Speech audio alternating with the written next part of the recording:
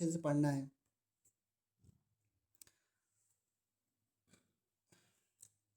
आप लोगों ने 11th में गैस, लिक्विड और सॉलिड, इवन 9th में इन तीनों स्टेट्स को आपने डिफ्रेंशिएट किया था, ठीक है। ऑल्दो आपसे पूछा जाता है कितने स्टेट्स ऑफ मैटर होती हैं, तो आप 3 बोलते हो, कुछ लोग 5 भी बोलते हैं, क्योंकि बोस आइंस्टाइन कंडेंसेट और एक क्या था आपका प्लाज्मा स्टेट। हाँ, बट हम लोग मेनली इन्हीं 3 स्टेट की स्टडी ज़्यादा करते हैं अपने कोर्स में। गैसियस स्टेट आपने 11th पढ़ लिया था, ठीक है ना, और लिक्विड स्टेट आपने 12th में पढ़ लिया, जिस चैप्टर का नाम था सॉल्यूशन, और सॉलिड स्टेट अब आप पढ़ने जा रहे हो, ठीक है। सो अगर मैं इन तीनों में सबसे बेसिक डिफरेंस पूछूं कि इसमें क्या है, तो क्या बोलोगे इसमें क्या बेसिक डिफरेंस है? कि जो सॉलिड स्टेट होती है, हाँ जी बोलो। जो पार्टिकल्स होते हैं वो बहुत दूर दूर होते हैं। किस में दूर होते हैं? गैस में होते हैं ज्यादा दूर। बिल्कुल सही। तो मैं ये बोल सकता हूँ कि सॉलिड स्टेट अगर हमें पढ़ना है तो यहाँ पे क्या बोलूँगा, डेंसली पैक्ड। हाँ, इंटरमॉलिक्यूलर फोर्स जो होते हैं इसमें वो हाई होते हैं, और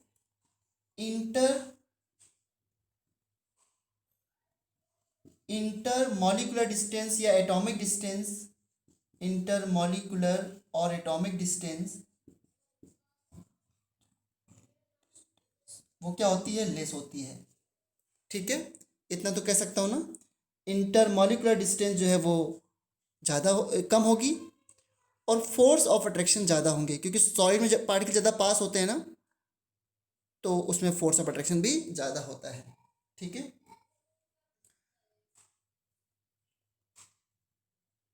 सॉलिड का फिक्स मास, इसका फिक्स्ड शेप एंड वॉल्यूम होता है, ठीक है। ये आपको बेसिक पहले से पता है। रिजिड होते हैं ये। हाँ, रिजिड होते हैं, कंप्रेसिबिलिटी कम होती है ना, और इसमें डिफ्यूजन बहुत ही स्लो होता है ना, लेस कंप्रेसिबिलिटी है ना, और वेरी लो या वेरी स्लो डिफ्यूजन, राइट। ये सब इसकी कैरेक्टरिस्टिक्स हैं। अब ये सब बातें जो है ना, ये जो पॉइंट्स आ रहे हैं, ये आपने 9th में पढ़ लिया है। तो चैप्टर के स्टार्ट इसमें कैसे होगा,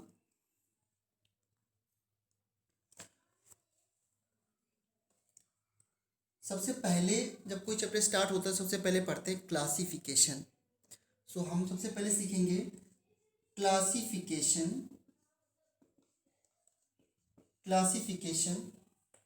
of solid,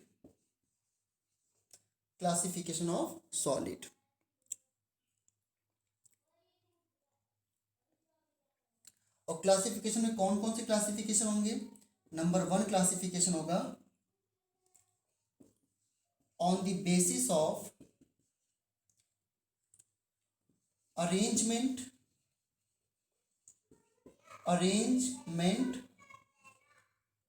of constituent particles, on the basis of arrangement of constituent particles। constituent particles का मतलब सॉलिड में पार्टिकल्स होंगे ना बच्चों, अब वो पार्टिकल्स क्या हो सकते हैं, they can be atoms,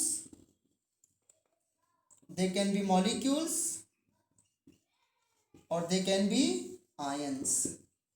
understood. जैसे आपने डायमंड सुना है, डायमंड में पार्टिकल्स क्या होते हैं, कार्बन सारे, तो कार्बन क्या है, एटम्स। ग्रेफाइट में सारे पार्टिकल्स क्या होते हैं, एटम्स। सोडियम के सॉलिड में कौन से पार्टिकल होते हैं, सोडियम एटम्स।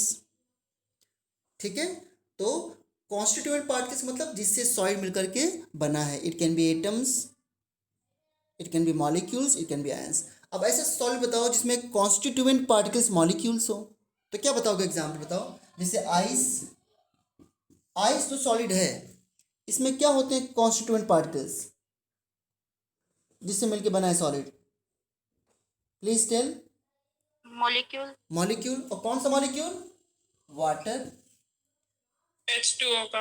हाँ, और एक बात याद करो, ड्राई आइस किसे बोलते हो, ड्राई आइस याद है सबको, CO2 को। सॉलिड CO2 को, वेरी गुड। सॉलिड CO2 को ड्राई आइस बोलते हो। इसमें क्या, हाँ, तो इसमें मॉलिक्यूल क्या हुआ, CO2। और आयंस हो सकते हैं कॉन्स्टिट्यूएंट पार्टिकल्स, जैसे कि एग्जांपल, नंबर ऑफ एग्जांपल है, NaCl, KCl, तो इसमें क्या आयंस है, Na+Cl minus ion, K+Cl minus ion, तो ये जो है वो आयंस से मिलकर बना है सॉलिड। तो क्या मैंने इस बताया कि सॉलिड जो होता है it's made up of atoms, molecule और ions, these are called constituent particles. So पहला क्लासिफिकेशन हम लोग पढ़ेंगे on the basis of arrangement of constituent particles. ठीक है, और कॉन्स्टिट्यूएंट पार्टिकल्स क्या मतलब होता है ये मैंने आपको बता दिया, देखो। ठीक है, दूसरा अरेंजमेंट जो पढ़ेंगे या दूसरा जो क्लासिफिकेशन पढ़ेंगे वो पढ़ेंगे ऑन द बेसिस ऑफ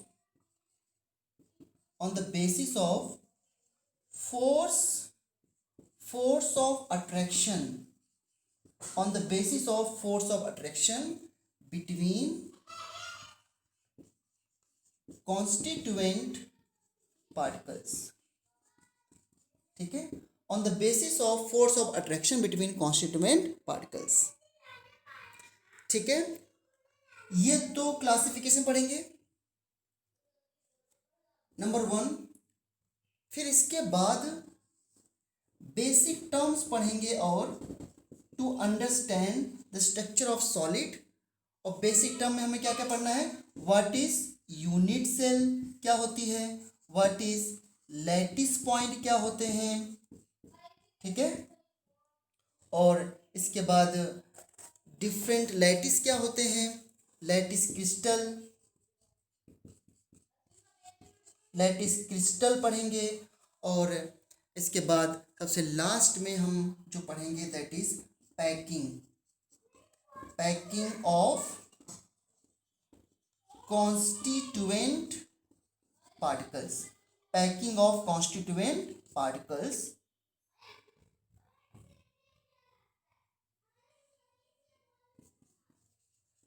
ठीक है, कि सॉलिड में पार्टिकल्स कैसे अरेंज होते हैं, वो कॉन्स्टिट्यूएंट पार्टिकल्स जो पैकिंग है, it may be 2 dimension packing, it may be 3 dimension packing, और ये सब चीज़ें हम सीखेंगे 1 by 1।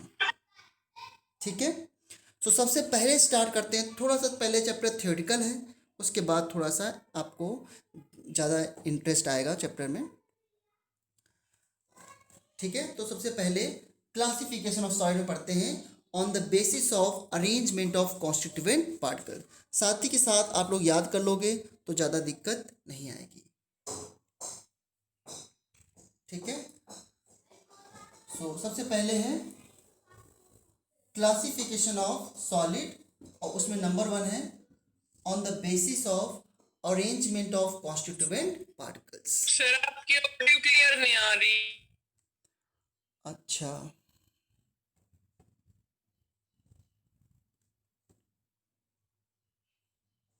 अभी ठीक है थोड़ा सा। Yes sir. हाँ, सो सबसे पहले पढ़ रहे हैं हम लोग classification of solid on the basis of arrangement of constituent particles. ठीक है,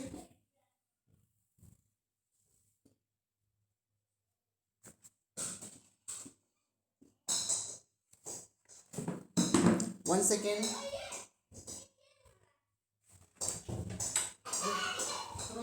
डिस्टर्ब हो रहा है क्लास में ना, बहुत तेज आवाज आ रही है।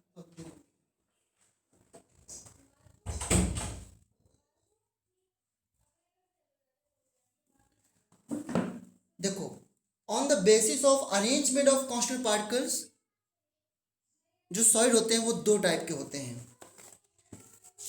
और वो दो टाइप क्या हैं?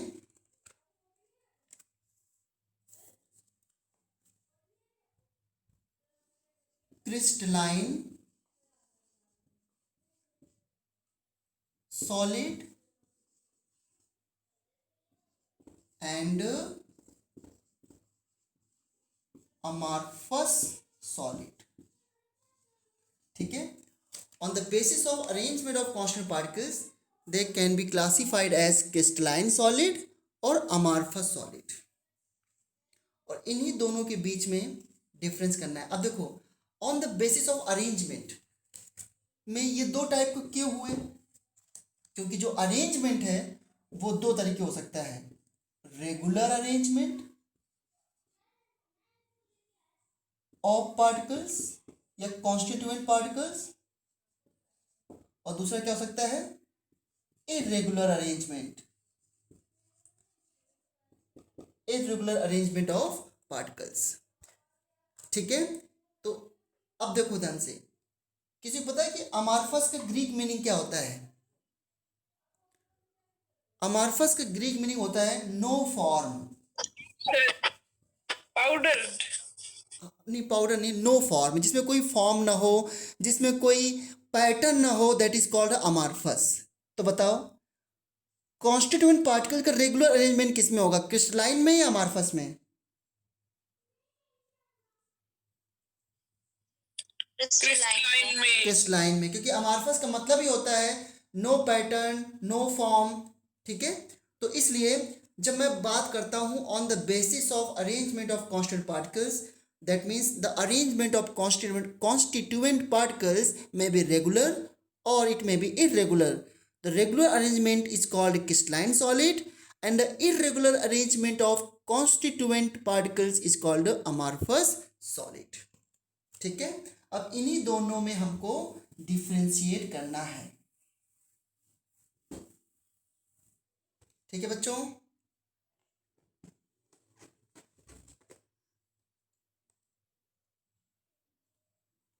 देखो, सो मैंने एक तरफ लिखा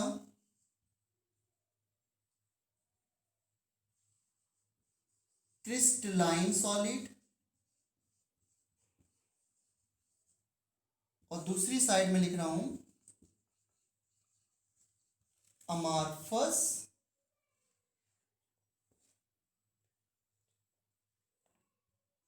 सॉलिड। ठीक है, क्रिस्टलाइन सॉलिड और अमॉर्फस सॉलिड। तो पहला पॉइंट यहां पे क्या लिखूंगा मैं,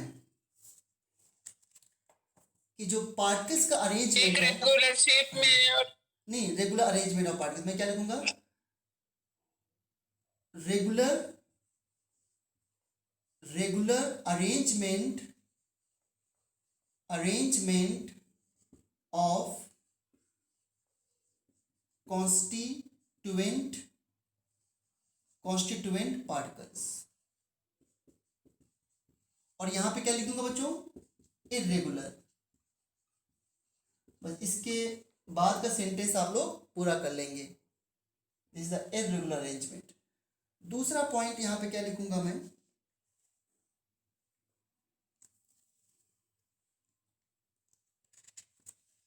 दूसरा पॉइंट क्या लिख सकता हूं,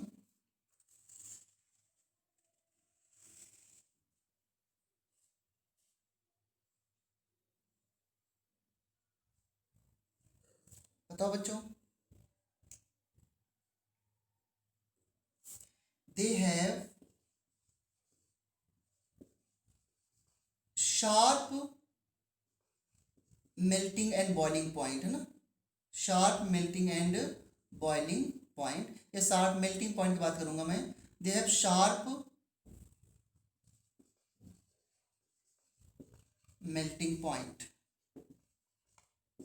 शार्प का मतलब क्या होता है बच्चों, हाई। शार्प मतलब हाई होता है, फिक्स्ड होता है। इंग्लिश में नहीं पढ़ा क्या, शार्प का मतलब यहाँ पे फिक्स्ड है। जैसे कि हम जो क्रिस्टलाइन सॉलिड होते हैं बोलते हैं कि इसका मेल्टिंग पॉइंट इतनी डिग्री है, जैसे NaCl है, मैं बोलूँगा NaCl का मेल्टिंग पॉइंट, मैंने बोल दिया सपोज, मुझे याद नहीं है, सपोज 150 डिग्री है मैंने बोल दिया, तो ये फिक्स्ड हुआ ना, शार्प हुआ ना, यस या नो? Yes sir. शार्प मतलब टू द पॉइंट होता ना। लेकिन अब बताओ, जो अगर मैं इसे बोलूं कि इस कंपाउंड का मेल्टिंग पॉइंट जो है वो 145 से लेकर के 150 तक के बीच में हो सकता है, तो ये मैं क्या बोल रहा हूँ, शार्प बोल रहा हूँ या फिर जो है वो एक रेंज बता रहा हूँ? रेंज। तो देखो अमॉर्फस सॉलिड क्या होते हैं, they melt over range of temperature, है ना, they do not have short melting point, they melt over range of temperature, range of temperature, या I can say they do not have sharp melting point। तो अगर एक का point पता होगा तो दूसरे का आप अपने आप बना लोगे बेटा, है ना। They melt over range of temperature. जैसे प्लास्टिक है, प्लास्टिक को आप बर्न करते हो तो वो पूरा क्या एक टेम्परेचर पे मेल्ट जाता है? नहीं, they melt, plastic melts over range of temperature. तो ये एमार्फस सॉइड ऐसे होते हैं, एमार्फस में प्लास्टिक आता है, इस तरीके से रबर आता है, ये सब एमार्फस सॉइड में आते हैं। एग्जाम्पल भी बता दूंगा मैं। तीसरा पॉइंट देखो, they have long range order, इनका लॉन्ग रेंज ऑर्डर होता है। लॉन्ग रेंज ऑर्डर का मतलब क्या होता है, पहले इसमें देखो क्या पॉइंट आएगा, शॉर्ट रेंज।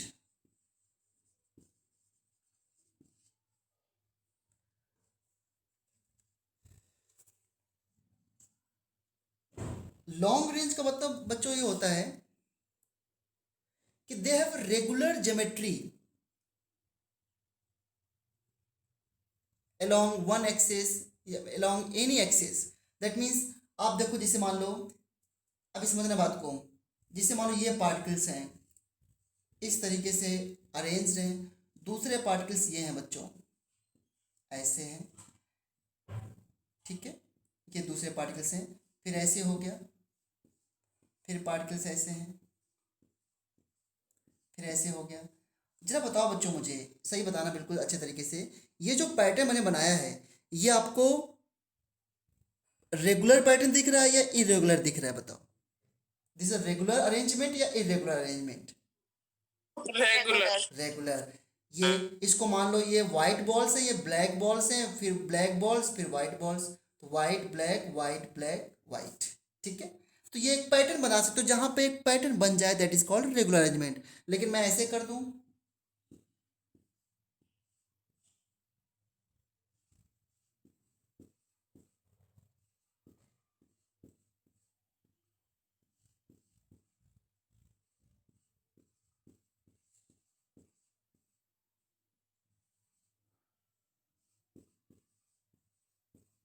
क्या इसमें कोई पैटर्न दिख रहा है बच्चों आपको? No sir. तो दिस इज इरेगुलर अरेंजमेंट, और इसे क्या बोलेंगे, अमार्फस सॉलिड। तो अगर आप किसी एक्सिस के थ्रू जाओ, आप मान लो ऐसे जाओ, तो देखो यहाँ पे क्या मिलेगा, white black white black white black white black. तो आप you can see that at long distance we get the same arrangement. Okay बच्चों, बट यहाँ पे क्या है, दो ब्लैक तीन वाइट, फिर दो ब्लैक चार वाइट पांच ब्लैक छह वाइट। तो क्या देख रहे हो आप कि इसमें लॉन्ग, जब भी हम जा रहे हैं इस डिस्टेंस पे, तो क्या हमको कोई फिक्स्ड पैटर्न मिल रहा है क्या एमार्फस में? That's why it is called short range and this is called long range. Mean long distance तक we get the same pattern. जैसे थिएटर में लोग बैठते हैं तो एक लाइन से लोग बैठते हैं, तो यू कैन सी कि लॉन्ग डिस्टेंस तक एक ही पैटर्न है। तो जहां पर लॉन्ग डिस्टेंस तक एक पैटर्न होता है that is called long range order.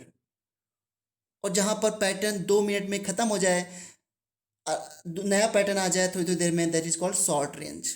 ठीक है बच्चों, तो ये तीनों पॉइंट सभी बच्चों को क्लियर है, यस या no? Yes sir. Yes sir. Okay, okay, अब आता हूं मैं फोर्थ पॉइंट में। ठीक है, फोर्थ पॉइंट देखो, इसको मैं हटा रहा हूं और इस डायग्राम को भी नहीं हटाऊंगा मैं।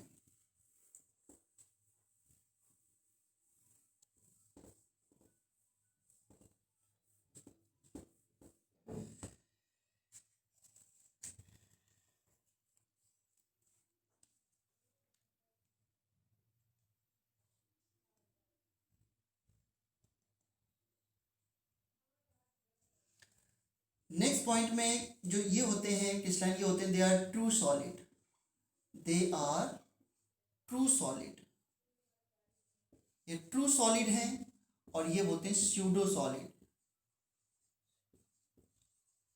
ये स्यूडो समझते हो ना वर्ड का मतलब क्या होता है? Pseudo means false. फॉल्स, है ना।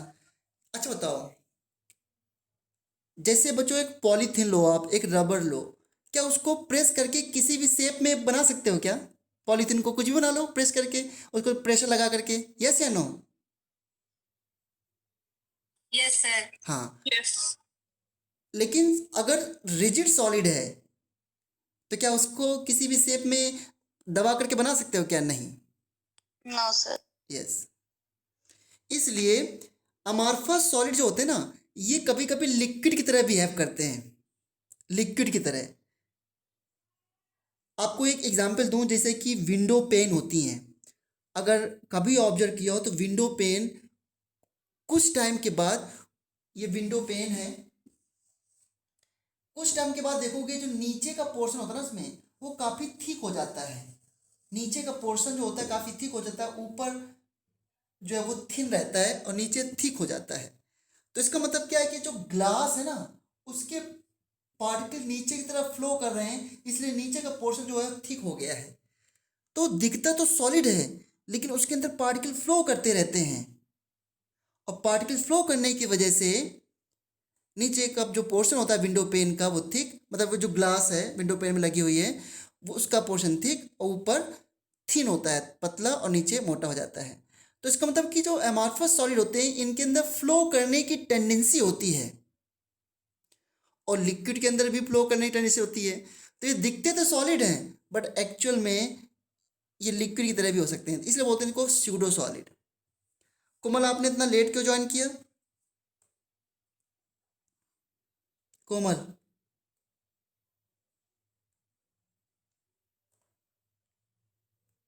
कोमल, can you hear me? Sir network issue था। अच्छा, आज बारिश हो रही इस वजह से, है ना?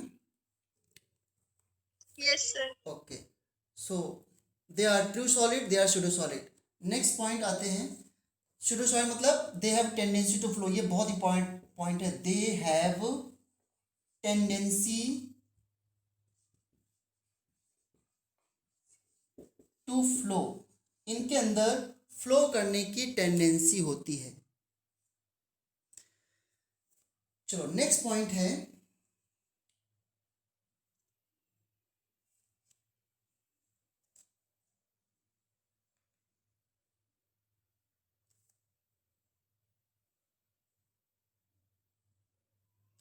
दे शो क्लीवेज,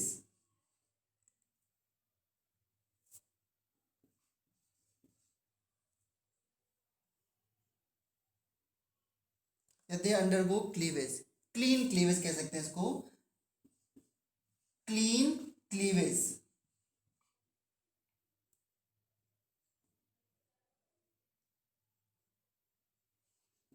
ठीक है, इसका क्या मतलब होता है? यहां पर इसका आंसर है नो। इसका क्या मतलब होता है? जो सॉलिड होता है बच्चों, ये सॉलिड, ध्यान देना, ये सॉलिड है, वुड, मान लो ये वुड है, क्या वुड को बच्चों याद करो, क्या वुड को हम लोग किसी भी शेप में, मतलब क्या उसकी उसकी क्लीन क्लीवेज कर सकते हैं क्या? मैंने मैंने इसको यहाँ से काट दिया, ऐसे ऐसे काट दिया, तो क्या बचा? देखो इस तरीके से बचा है, और इतना पोर्शन इससे अलग हो गया, बिल्कुल नीट एंड क्लीन क्लीवेज हो गई ना, हो गया। Yes sir. क्या आप प्लास्टिक को इस तरह काट सकते हो क्या, नीट एंड क्लीन क्लीवेज करके? No sir. यस, तो इसलिए जो क्रिस्टलाइन सॉलिड होते हैं, इनको कैसे भी बिल्कुल स्मूथ सरफेस बना करके काट सकते हो, आप कट कर सकते हो, बट एमार्फस सॉलिड ऐसी प्रॉपर्टी शो नहीं करते हैं। और लास्ट पॉइंट, एक अभी दो पॉइंट बताऊंगा, ये पॉइंट तो आप लिखो चाहे लिखो, मैं तो इसे बस डिस्कस कर रहा हूं आपके साथ। नेक्स्ट पॉइंट जो है वो ये है,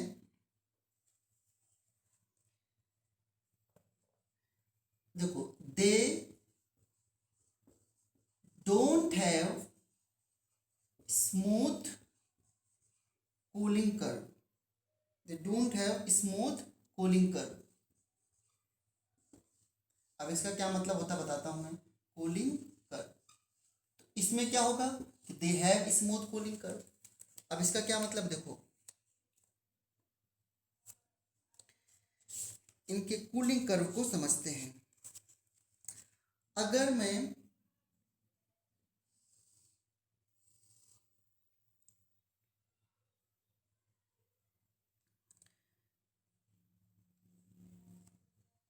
टेम्परेचर और टाइम के बीच में, टाइम के साथ अमार्फस सॉलिड को कूल करूं और क्रिस्टलाइन को कूल करूं, ध्यान देना ये थोड़ा सा इंपॉर्टेंट है और थोड़ा ज़्यादा समझने का है। टेम्परेचर और टाइम, ठीक है, टी और टेम्परेचर है बच्चों के।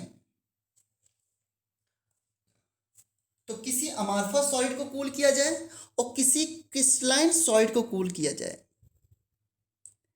तो जो अमार्फस सॉलिड होते हैं ना बच्चों, वो धीरे धीरे आराम से ऐसे कूल होते रहते हैं और धीरे धीरे कूल होते रहे ऐसे कूल होते जा रहे हैं, ठीक है। तो इस तरीके से स्मूथ कर्व मिलता है इसका। तो कूलिंग कर्व कैसा ये दिख रहा है, स्मूथ है ना बच्चों, ये है ना। जब आप कोई अमार्फस सॉलिड है उसको आप कूल करते हो तो इस तरीके से स्मूथ कर्व मिलता है आपको। बट अगर आप क्रिस्टलाइन सॉलिड को कूल कर रहे हैं तो देखो, मान लो क्रिस्टलाइन सॉलिड जो है वो लिक्विड में है, पहले उसको आप कूल कर रहे हो, तो कूल करने के बाद पहले वो सॉलिड बनेगा और सॉलिड और लिक्विड पहले कुछ साथ में आ जाएगा। तो देखो पहले था ये लिक्विड और फिर उसके बाद कुछ सॉलिड आया और प्लस लिक्विड आया और फिर इसके बाद फिर सॉलिड बन गया पूरा सॉलिड। तो इसके कूलिंग कर्व में काफ़ी ब्रेक आते हैं, एक ब्रेक दो ब्रेक, लेकिन इसका स्मूथ कर्व होता है। ये बड़ा इंपॉर्टेंट पॉइंट है।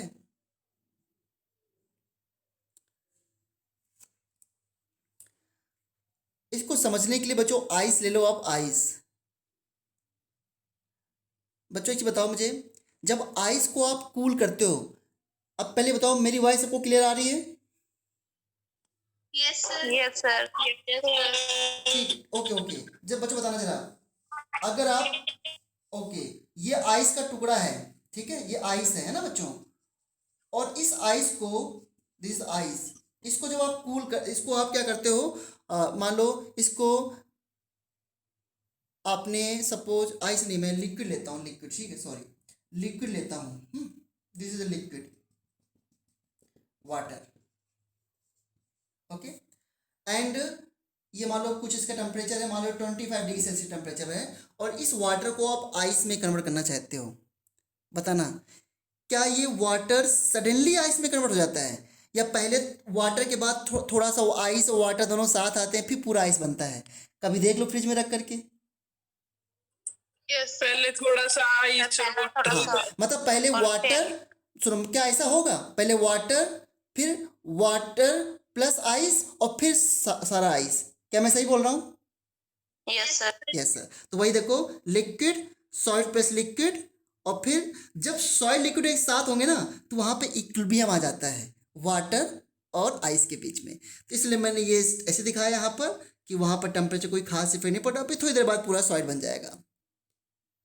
लेकिन इसमें क्या होता है, स्मूथ इस तरीके से होता है, और इसमें क्या आते हैं, ब्रेक आते हैं।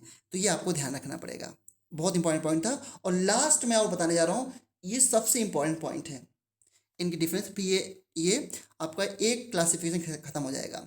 तो थ्योरेटिकल, लेकिन ये चैप्टर में काफ़ी अच्छा लगेगा, आप चिंता मत करो। और देखना आपको लाइव क्लासेस में सारा चैप्टर तैयार हो जाएगा, एक बार खाली बुक से पढ़ लेना आप।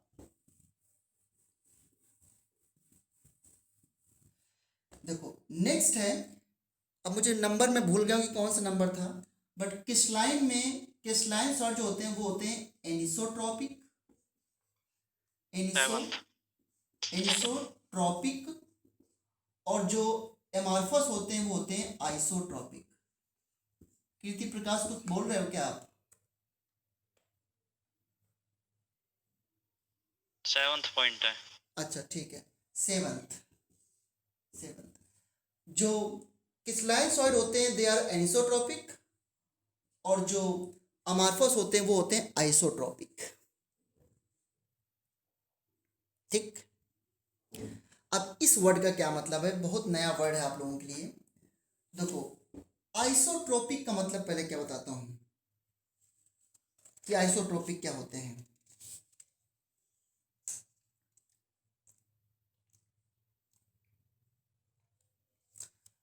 देखो ध्यान से, properties like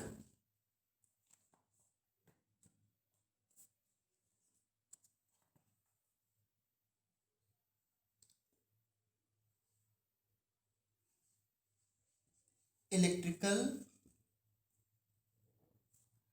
magnetic, refractive index,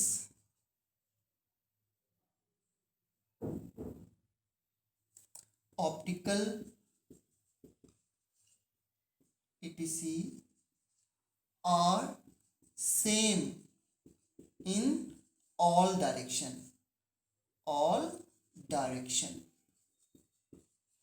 ठीक है।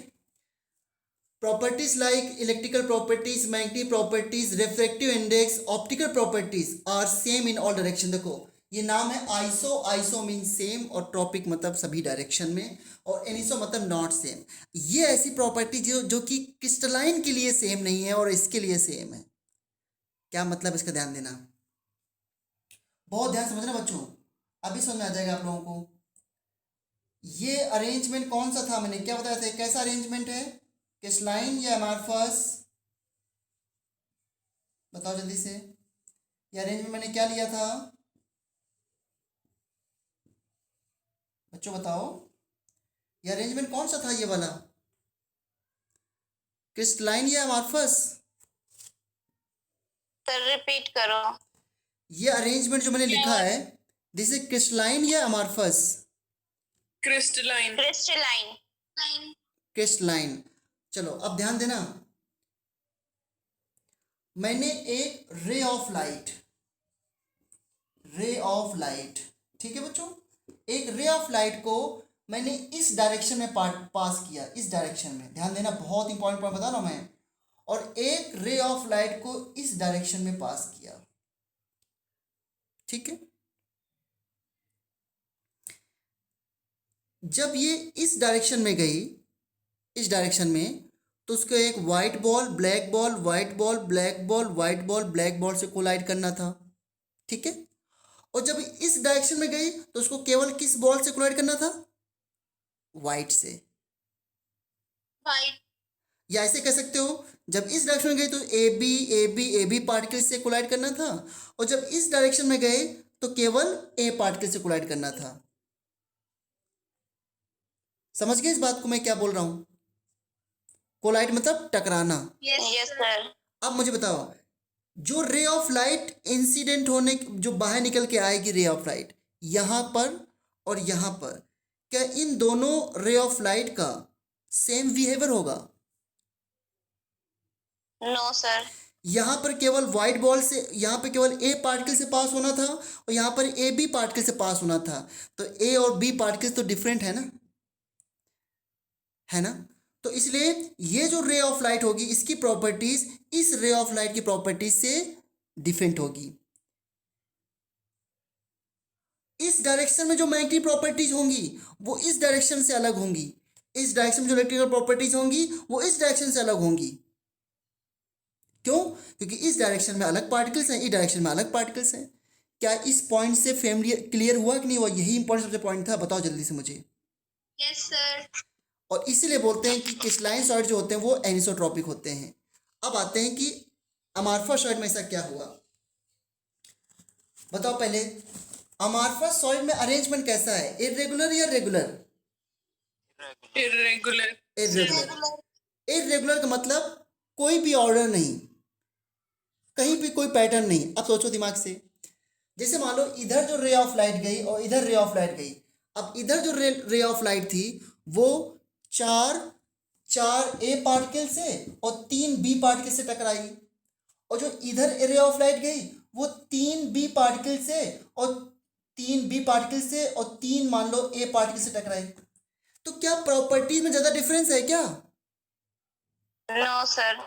क्योंकि ये तो एवरेज है ना, एवरेज। और यहाँ पे क्लियर दिख रहा है कि केवल एक टाइप के पार्टिकल से कोलाइड कर रहा है, इधर ए बी से कोलाइड कर रहा है।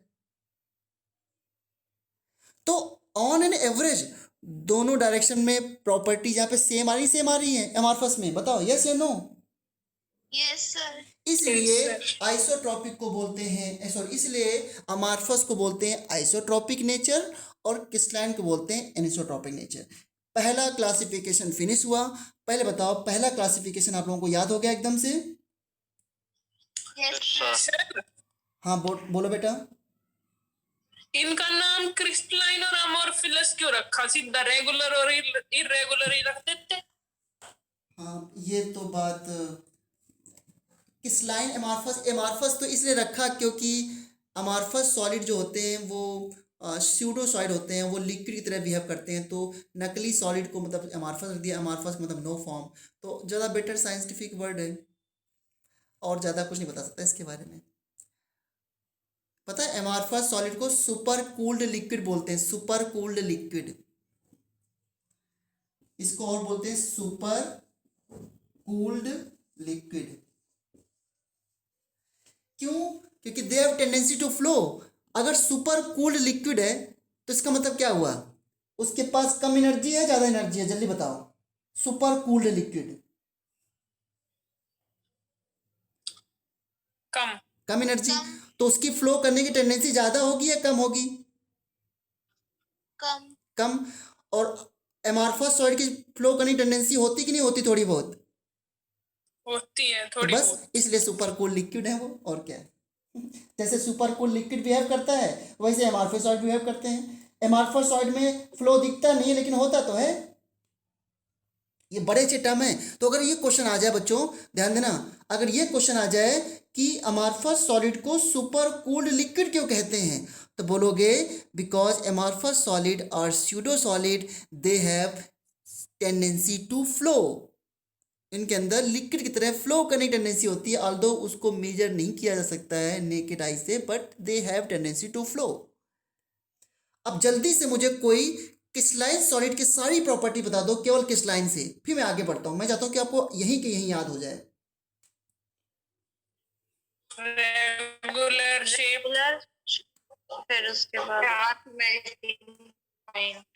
Melting point. Very good, very good, cleavage show करते हैं। Very good. कोमल बेटा, कोमल बेटा रिपीट करना सारे।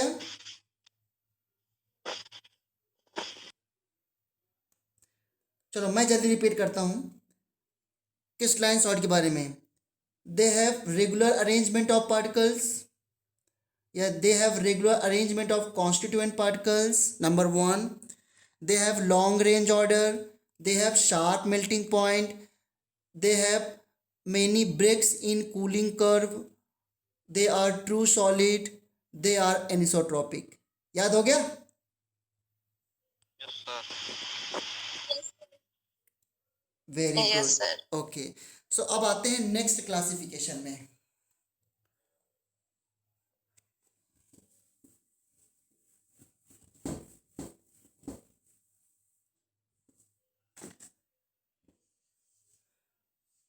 Classification on the basis of forces,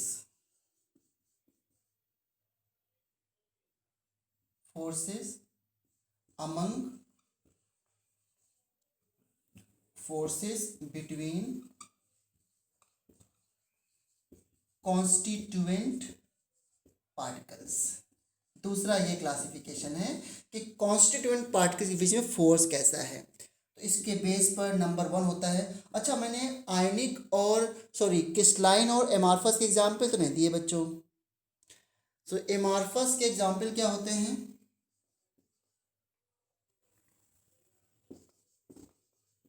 amorphous solid के एग्जाम्पल क्या होते हैं? जैसे रबर, है ना, प्लास्टिक एक्सेट्रा। और क्रिस्टलाइन सॉलिड जो होता है, क्रिस्टलाइन सॉलिड में आता है आपका जैसे NaCl, KCl, MgO, डायमंड, है ना, डायमंड, ग्रेफाइट एक्सेट्रा।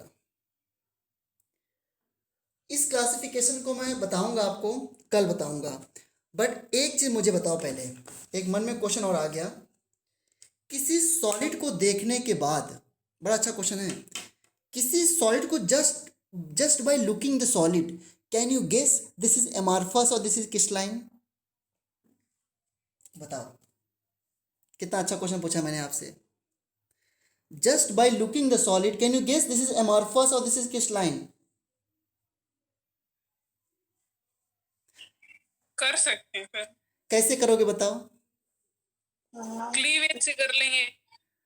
हाँ, क्लीवेज से करोगे, ठीक है, ओके, वेरी गुड पॉइंट। और कोई? अच्छा बताओ, क्या आप सॉलिड जो दिख रहा है आपको, क्या उसके अंदर घुस के देख पाओगे कि वो रेगुलर अरेंजमेंट है या इरेगुलर अरेंजमेंट है? क्यों? No sir. नहीं ना, पार्टिकल साइज। पार्टिकल साइज से भी नहीं देख पाएंगे, इतने पार्टिकल छोटे छोटे होते हैं बेटा, कैसे देख कर? पार्टिकल साइज इतना छोटा होता है कि शायद ही कभी आप ऐसे आंखों से देख पाओ बिना किसी माइक्रोस्कोप के, अल्ट्रा माइक्रोस्कोप से किसी। तो फिर क्या तरीका है? एक डिफ्यूजन से भी देख सकते हैं सर, स्लो डिफ्यूजन जो शो करेगा वो अमोर्फस हो हाँ, वो जाएगा। मैं समझ गया, आप सारी प्रॉपर्टीज अप्लाई कर दोगे, है ना? लेकिन अगर आपको एक्सपेरिमेंट एक करने को ना मिले तो क्या करोगे? नहीं देख सकते वैसे सर। हाँ, देखो, जानते हो, जब कोई भी आपसे पूछे कि बताओ ये सॉलिड एमॉर्फस है या क्रिस्टलाइन है, तो आप उससे तुरंत एक क्वेश्चन पूछो इमिडिएटली कि आपने इसको कैसे बनाया है। पता है, किसी सॉलिड को किस तरह प्रिपेयर किया गया है उससे डिपेंड करता है कि उसके अंदर अमॉर्फस नेचर है, क्रिस्टलाइन सॉलिड नेचर है। जैसे एक एग्जांपल मैं देता हूँ, ध्यान देना, इस क्लासिफिकेशन कल करेंगे ना। देखो, अच्छा, सॉलिड अगर आपको घर में बनाना तो कैसे बनाओगे? आप तो यही कहोगे सर पानी को फ्रिज में लगाए तो सॉलिड बन गया। क्यों बच्चों, यही तो कहोगे? Yes sir. अगर मतलब वाटर का सॉलिड बनाना है तो जरा बताना, ये लिक्विड है ना, दिस आर लिक्विड पार्टिकल्स, और इस लिक्विड पार्टिकल को हमें बनाना है सॉलिड। अब इस सॉलिड पार्टिकल बिल्कुल पास पास आके देखो, क्या तरीका है? कूल कर दूं ना इसको? एक तरीका तो ये ना, कूल कर दूं, बोलो बोलो। अरे कूल करेंगे तो एनर्जी कम होगी तो पार्टिकल पास आएंगे ना, बोलो यस। हाँ। हाँ, तो टेम्परेचर कम कर दो और इसे क्या बोलते हैं? कूलिंग। अरे भाई, वाटर को कूल ही करते हो तभी तो बनता है आइस। Yes sir. ठीक है, कूलिंग कर दिया, तो ये बड़ा सिंपल प्रोसेस है लिक्विड से आइस बनाने, सॉरी, लिक्विड से सॉलिड बनाने का। This is a liquid and this is solid. अब कूलिंग दो तरीके से हो सकती है। आपने क्या किया, लिक्विड लिया और एकदम से -20 डिग्री पे रख दिया या -30 डिग्री पे रख दिया, वो एकदम से क्या हो जाएगा? Sudden cooling. क्या बोलते हैं इसको? रैपिड कूलिंग, कि हमने जल्दी से बना दिया। और एक एक क्या हो रहा है? Slow cooling. बहुत ध्यान समझना, स्लो कूलिंग। और यहाँ पे जो पार्टिकल्स हैं, ये जो पार्टिकल हैं इनके नाम हैं लोमो, चोनो, कुछ भी नाम ऐसे रख दो, या फिर ABCD ऐसे कुछ भी नाम रख दो, ये पार्टिकल के नाम है, ठीक है बच्चों? या ABCD मतलब 3 टाइप के पार्टिकल टोटल हैं, A particle, B particle, C particles, ठीक है? अब बताओ बच्चों, अगर रैपिड कूलिंग करते हो, एकदम से आपने उसको -20 डिग्री पे रख दिया, तो जो पार्टिकल जहां पे है वहीं बना रहेगा? यस या नो? बहुत इंपॉर्टेंट बात बता रहा हूं, जो पार्टिकल sir. जहां पे वहीं बना रहेगा, बताओ। Yes sir. यस सर ना? और अगर धीरे धीरे कूलिंग करते हो तो क्या पार्टिकल्स को पूरा मौका मिलेगा अरेंजमेंट होने का, कि मैं कहाँ बैठना है कहाँ नहीं बैठना? प्लस लिक्विड हो जाएगा पहले तो। हाँ ठीक है, ठीक है। तो मैं कह रहा था कि अगर आप स्लो कूलिंग करोगे तो क्या particle will get time to arrangement, to get rearrangement time, या मैं इसे बोल रहा हूँ यस सर। हाँ, अगर स्लो कूलिंग करोगे तो particles will get proper time to rearrange. Yes या no? Yes sir. Yes sir. Yes sir. तो इसलिए जब हम स्लो कूलिंग करते हैं तो कौन से सॉलिड बनने के चांस होते हैं, क्रिस्टलाइन या एमार्फस? क्रिस्टलाइन। क्रिस्टलाइन। अब देखो ये बातें इतनी इंपॉर्टेंट हैं कि मैं आपको क्या बताऊं। और ये चीज में क्या बनेगा, अमार्फस। तो अब ये एक बात समझना कि जरूरी नहीं कि पूरा अमार्फस हो सकता है कहीं कहीं अरेंजमेंट अच्छा हो गया हो और कहीं कहीं नहीं अरेंजमेंट हो पाया हो। एक बात को बताने के बाद मैं पॉइंट खत्म कर रहा हूँ। सपोज एक क्लास में 100 बच्चों को बैठाने हैं, ठीक है, और सभी बच्चों के रोल नंबर हैं। अब आपने कहा सही बच्चों से कि जाओ 1 मिनट के अंदर क्लास में बैठ जाओ। क्या अगर वो 1 मिनट के अंदर बैठेंगे तो क्या सही से रोल नंबर वाइज बैठ पाएंगे? नो। बताओ नो बच्चों, सर, नहीं बैठ पाएंगे ना। तो कैसा अरेंजमेंट नो सर। बच्चों, कैसा अरेंजमेंट होगा, इरेगुलर या रेगुलर? बोलो बच्चों।